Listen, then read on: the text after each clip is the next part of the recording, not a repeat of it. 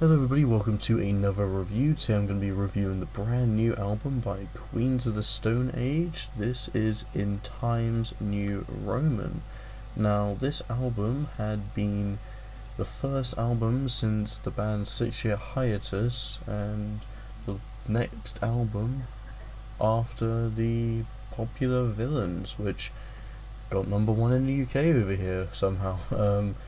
And I think the band definitely bring back some of their best sound in a long time. This kind of reminds me of the pretty much it being as fun as I remember, like Clockwise being my last big favourite album from the band. And while Villains was sort of a step down with some of the ideas just being a little bit watered down, I wasn't really as pulled into the lyrics as I was with the earlier stuff. I think this album kind of does a 360 entirely and gives us a whole new perspective on, well, probably just some really dark points, considering this album goes for the entire theme just being so gritty, just honestly very, I guess in a way, sort of discreet in a way to the lyrics on this. There's definitely some ways to describe this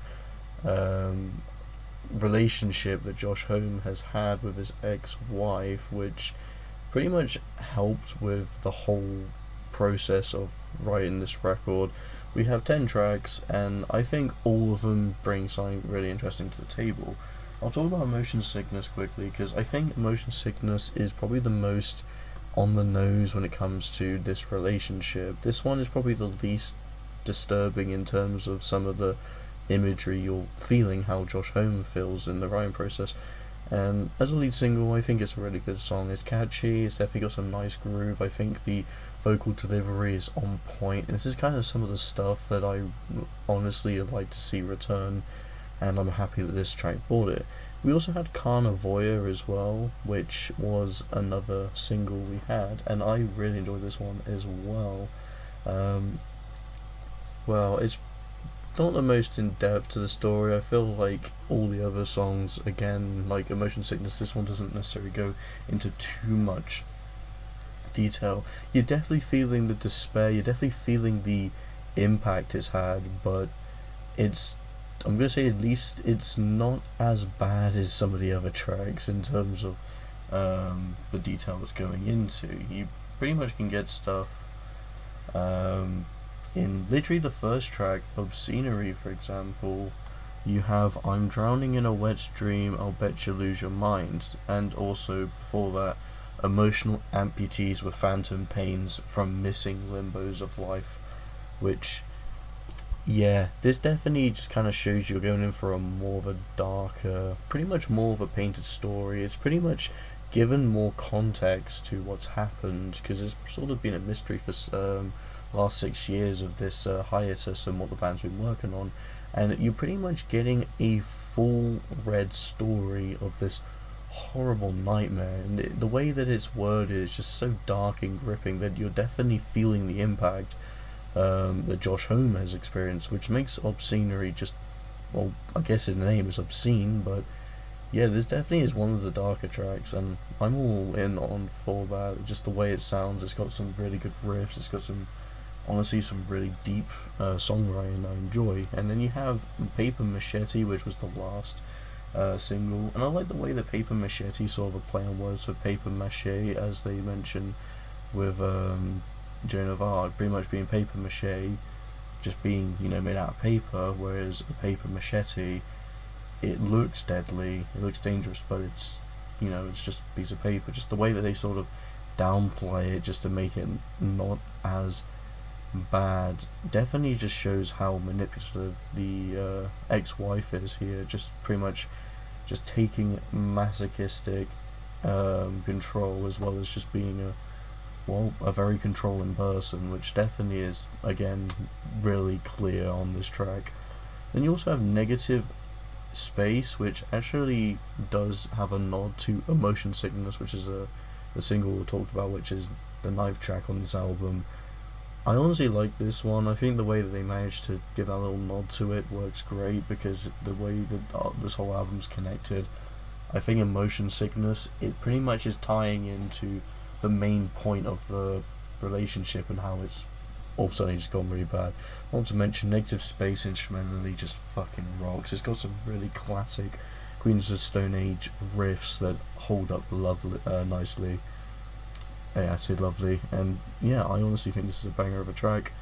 Definitely one of the ones that stood out to me. Time and Place is my least favourite, but I think that's just because this one's a little bit, I guess there's less in lyrics, as well as I'm kind of in it more for the overall instrumentals on this one. But the third verse I definitely enjoy, just the way that the whole relationship is just described as a cigarette with pretty much kind of a butt on it, the butt of a cigarette, and it's just the way that it kind of starts to fall down. You're just pretty much being engulfed in the smoke of it as well. I think the way that it goes into detail about that is nice, but other than that, Time and Place is probably my least favourite on this one. Made to Parade, this one is great. I mean, this definitely has some very dark lyrics as well, like give your best years away to a bloated corporation who will work you like a slave, best thing twice. Yeah, this one's catchy as well. I think just the overall way the verse transitions into the hook and just the vocal passage, just having a very different tone, is quite a nice little change. It's definitely bringing out some great ideas that I honestly have enjoyed. Plus, I also think this track is a reference to Them Crooked Vultures, which was a group which actually was Josh Homme, a band with Josh Homme, as well as Dave Grohl from Foo Fighters and John Paul Jones from Led Zeppelin. And I have honestly quite enjoyed this little concept band, and I kind of wish they did more with it. But I think this is a reference to it, Made to Parade, and I quite like that. Then we also have What the Peepholes Say, another song with play on words similar to Carnivore, and we also have play on words in the lyrics like paper machete as well, which I think is great. There's definitely a lot of interesting writing here, and I think And the Wolves on the Creep with the Sheep on the Merry-Go-Round is one of the best choruses we've had in such a long time from this band. I think this track just lives rent-free in my head. It's sick. I don't even need to see much else. I definitely just, I'm going to keep that just as brief as it is. I definitely recommend checking that track. Especially Sicily has some of the best guitars as well. I think this one's got a really good amount of energy, and I think lyrically it definitely tells the story even deeper. You're pretty much getting how Josh Homme feels at this point, just the way that he is just kind of brought down, that there's just thinking all this anger he held up, just how he's been dealing with it. It definitely shows there's a problem and it's not going to go on much longer. And I even enjoyed the reference to, well, don't rescue me, I'm drowning in wet dreams, it seems, which is also, Wet Dreams also mentioned in Obscenery, so there you go, there's a little bit of a connection as well. And the final track, Straight Jacket Fitting, which is such a long song. It's a 9-minute track, and it works amazingly, honestly. I think the runtime of it is beautiful. There's a lot going on. You got some orchestral elements to this track. You got some heavy, punchy riffs that just kick ass and just deliver this overall fantastic monstrosity of a track. And I mean monstrosity just because it's a big track. It's definitely 9 minutes. It's a quite a long song. And the acoustic outro, which I think is a callback to Kaya's, the other band of Josh Homme, and it kind of makes sense. I feel like we've had some very personal stuff on his on that band, and just the kind of light that they're putting that to a Queens of Stone Age track, I think it's quite a nice little touch. I quite enjoy. I also enjoy the wordplay with Carpe Demon being like Carpe Diem, and for an album called In Times New Roman, which is a font, it definitely shows that there's a lot more of a wordplay sort of to it as well. I honestly enjoy the album art, just the way that you just have the character looking away while the back of their head just has all these demons. It has a wolf, it has all these hands, just all these snakes, just all this dark stuff put them in. But yeah, this album is fantastic. Honestly, I'm going to give it a 3.5 out of 5.